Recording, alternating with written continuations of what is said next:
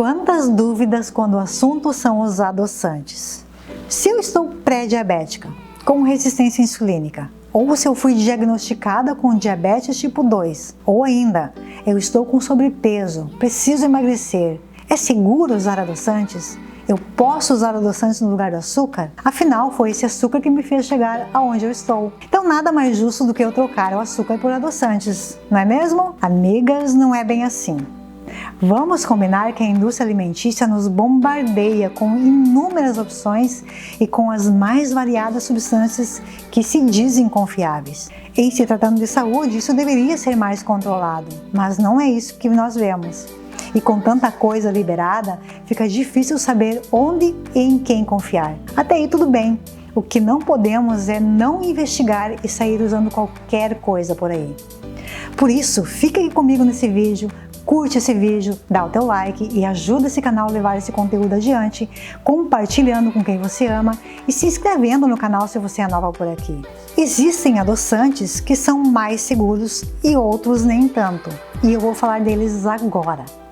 Existem, por exemplo, o aspartame, a sacarina e a sucralose, que não são seguros. Existem evidências científicas de que eles poderiam aumentar as chances do desenvolvimento de doenças inflamatórias, como diabetes tipo 2 e hipertensão. Ou seja, pessoas que fazem uso desses adoçantes com ou sem moderação, elas poderiam ter um risco maior de desenvolver essas doenças. Então, não se considera que sejam adoçantes seguros. Logo, não são boas alternativas para substituir o açúcar. O aspartame, por exemplo, que foi criado nos Estados Unidos em 1965 e que é formado quimicamente pela junção de dois aminoácidos, o ácido aspartico e a fenilalanina, o consumo diário dele foi associado a enxaqueca, tontura, náuseas, vômitos, diabetes, déficit de atenção, mal de Alzheimer, lúpus, e um estudo feito em ratos apontam para ele como responsável pelo aparecimento de câncer. Vejam, ele tem o poder de adoçar 200 vezes mais que o açúcar.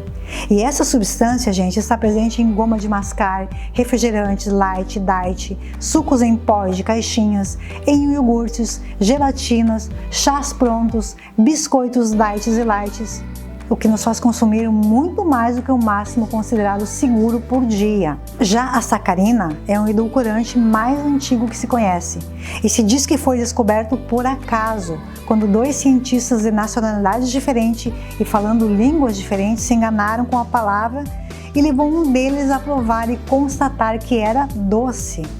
Porém, eles estavam desenvolvendo uma espécie de veneno, uma substância que provém do tolueno e outros derivados do petróleo. Trata-se de um sal sódico. É um composto inorgânico 3 vezes mais doce que o açúcar. Mas apesar disso, tem um sabor amargo e metálico, né? Em alguns estudos científicos afirmam que a sacarina é potencialmente cancerígena. Pode ser perigosa para o trato urinário, principalmente para os rins, e aumenta os riscos de AVC. A sucralose, para começar, ela é uma substância química produzida em laboratório. É um adoçante não nutritivo.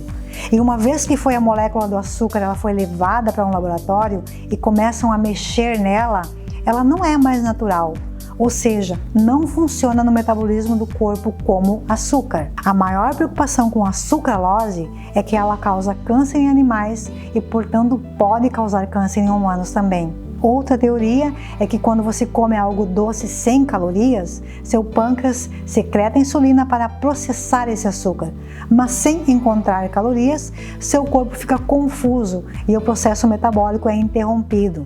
Ou seja, gurias, 3 substâncias estranhas ao nosso corpo e que ele não deve saber como agir. E aí a pergunta se faz bem ou se faz mal, fica fácil de deduzir, né? Porém, existem adoçantes que são boas alternativas, como por exemplo a estévia. A estévia não existe nenhuma evidência científica de que a estévia faça mal, desde que você use com moderação. Já em altas doses, existem alguns estudos recentes demonstrando que a estévia poderia desequilibrar a nossa microbiota intestinal. E claro que isso não é legal, né?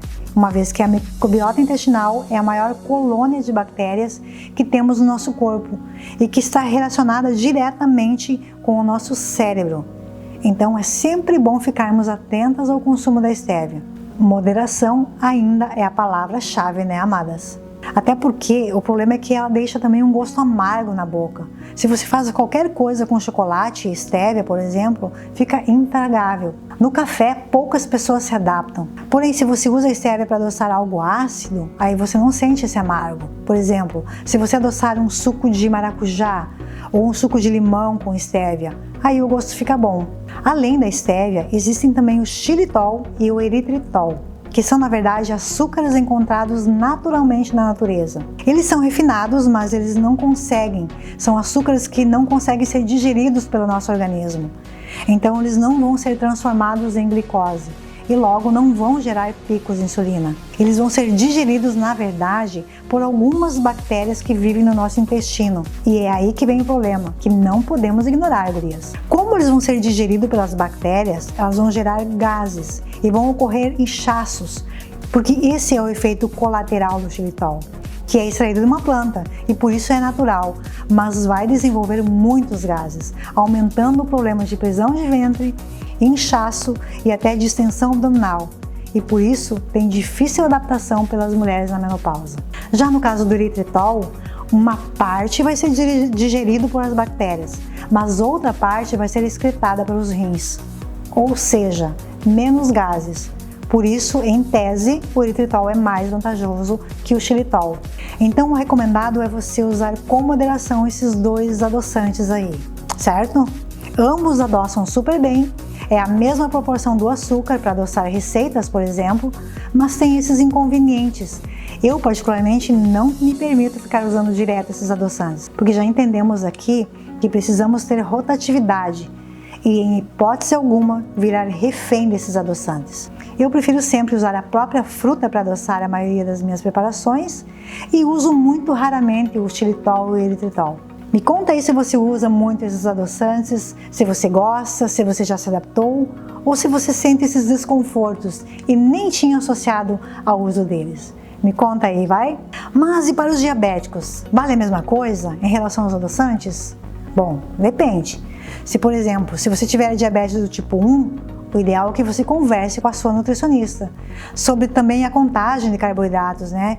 Eu acredito sempre que é muito mais interessante a gente utilizar os adoçantes naturais como as frutas secas ou até mesmo as frutas, e aí você vai fazendo a contagem de carboidratos. Mas claro, tem que ter a orientação do teu médico ou nutricionista. Já no caso de pessoas com diabetes tipo 2, que é outra doença, muitas vezes são confundidas, né, as duas, mas não são as mesmas doenças. Então, por isso a sugestão de sempre conversar com o seu médico, né, para definir o que é melhor para você.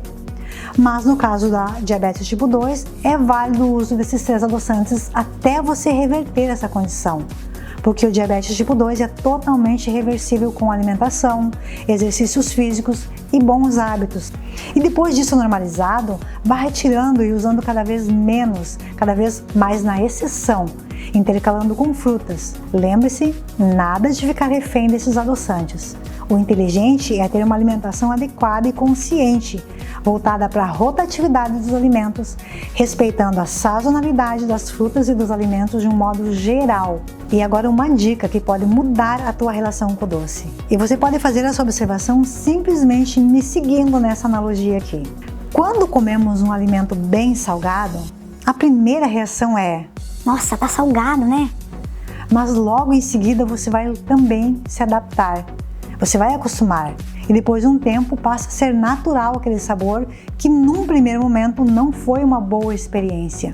E logo ao provar um alimento que estaria com a quantidade de sal menor, você vai pensar que ele está sem sal ou insosso. O mesmo acontece quando comemos sobremesa muito doce ou doces no padrão normal, que já é muito doce. Quando você começar a usar alimentos menos doce, você vai sentir que não tem açúcar ali, que aquilo não é uma sobremesa ou um bolo. Mas entendam, gurias, o contrário também acontece. Então a dica é: Comece diminuindo os sabores muito doces, diminua o uso de açúcar ou adoçante e vai educando suas papilas gustativas do doce, que logo ali na frente elas vão recusar o sabor doce, que para as outras pessoas é normal. Seu paladar irá rejeitar as receitas normais porque vai achar muito doce. Nosso corpo é uma estrutura totalmente inteligente e adaptável. Logo, os novos hábitos vão acontecer. Vai por mim. E depois volta aqui nos comentários e me conta a tua experiência. Compartilha aqui como você superou os sabores extremamente doces por sabores bem mais suaves e saudáveis. Esse vídeo também tem a intenção de te mostrar que os exageros só atrapalham a vida da mulher na menopausa. Certo? Te espero no próximo vídeo.